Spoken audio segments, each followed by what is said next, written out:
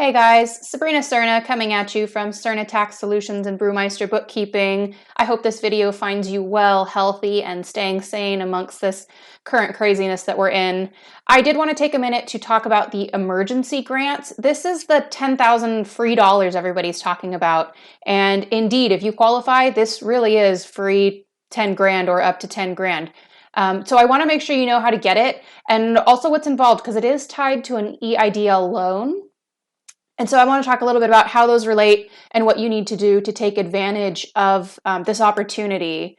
First, a quick note on our standard disclaimer. So this is more relevant than ever at this moment.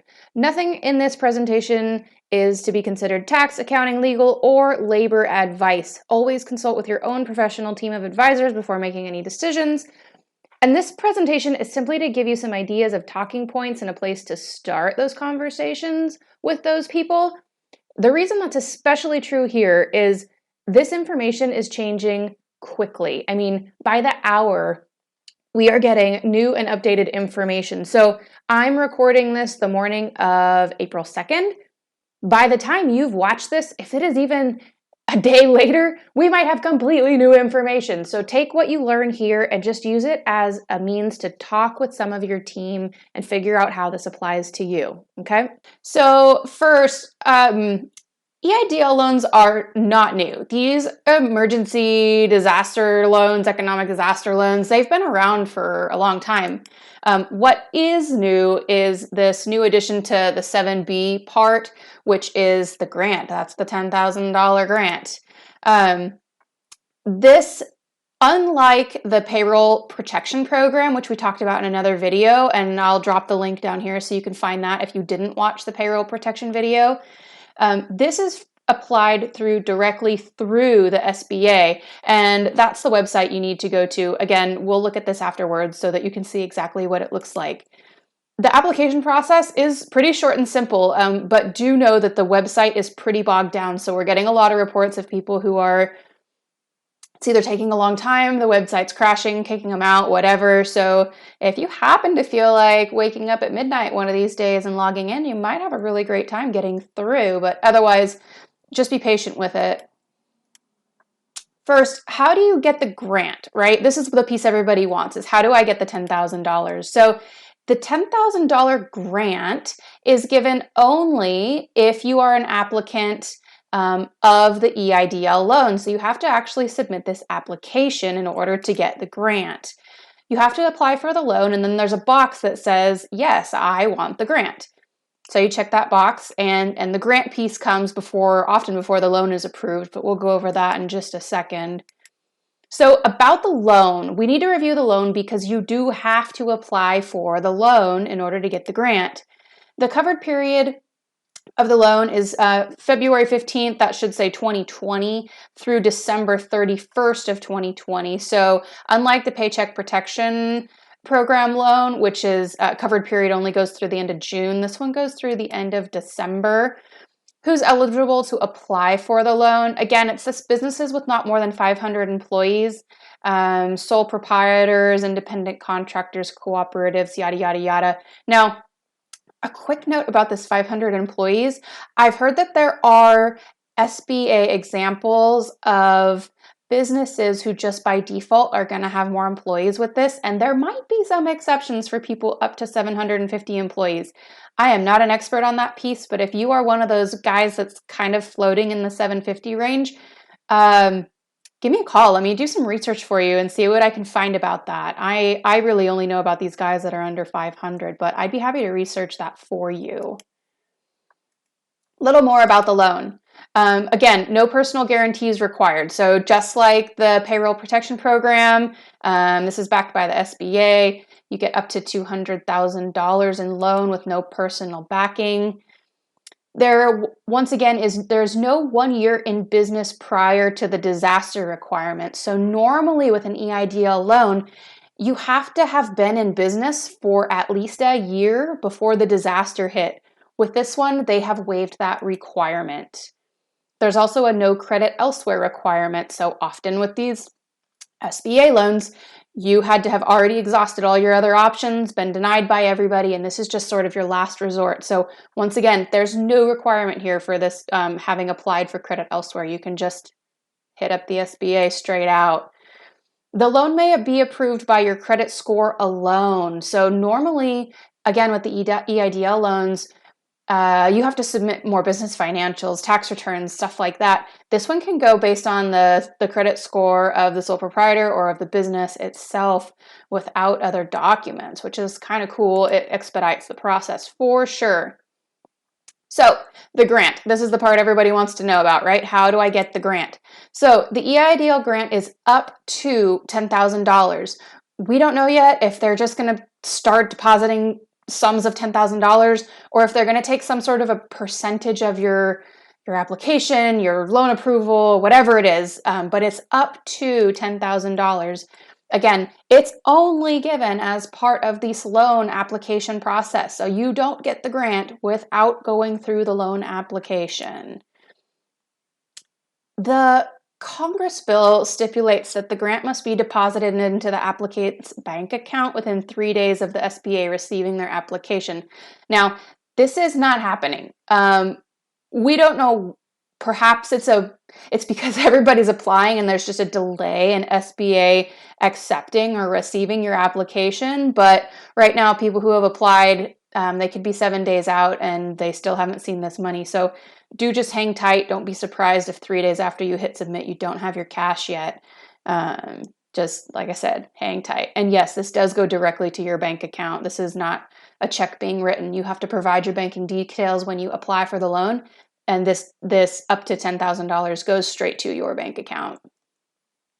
Okay, the funds. This is for the grant. The funds can be used for employee sick leave due to COVID-19, payroll, increased material costs as a result of COVID-19. Oh, ignore the 4 there. Rent or mortgage, and repaying obligations. So you will notice that there's a little bit of overlap here with the payroll protection program, but there's also some things you can use this for that are not listed on the payroll protection program. So we'll talk a little bit about this later, but I've heard you may not be able to overlap those funds, like double dip, right? So what you're going to want to do is track which funds you're paying out of the EIDL loan or grant and which funds you are paying out of your payroll protection program loan or grant, just to keep those separate. But we'll cover that in a little more detail later. Some other stipulations. The grant does not need to be repaid even if you are denied the loan. So once they give you that money, it's yours. They walk away. The thing I don't know yet, and we need to receive some more guidance on, is, okay, the cash is yours and they walk away. What if you use it on stuff that's not on that approved list? I don't have the answer on that yet. So like we talked about in the payroll protection program, I expect these programs are going to get audited later in the future. So I would keep your nose clean and use it for the required stuff. The EIDL is transferred or refinanced into the payroll protection program. So remember we mentioned in the payroll protection program loan that you can refinance your EIDL loan with your PPP loan. So let's say you get the loan, right? So let's say you've got $10K in grant, $40K in loan, that's total $50,000.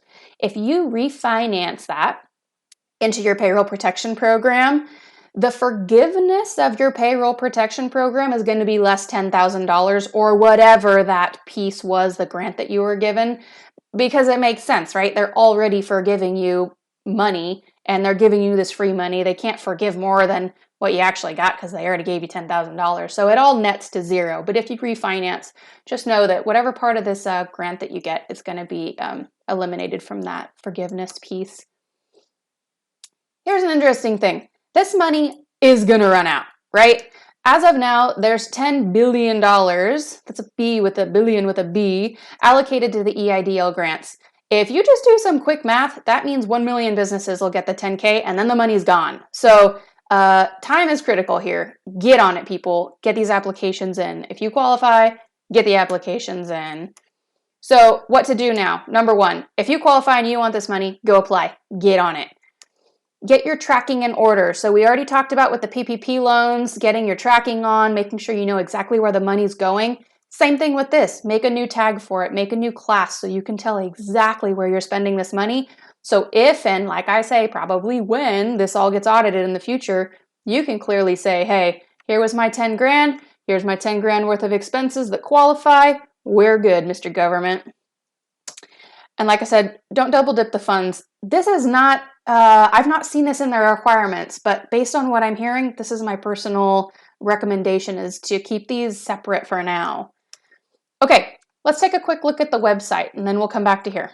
Okay, so here we are back on the congress.gov page. Again, we saw this in the payroll protection program, but I want to show you again that Congress bills look big and messy. They don't have to be that complicated. We know we are looking for section 1110. So scroll down here. What do you see? Boom. Section 1110 emergency EIDL grants. Click on that. It's going to give you all the information that we just covered in the slideshow, as well as a whole bunch more. So do feel free to read through that.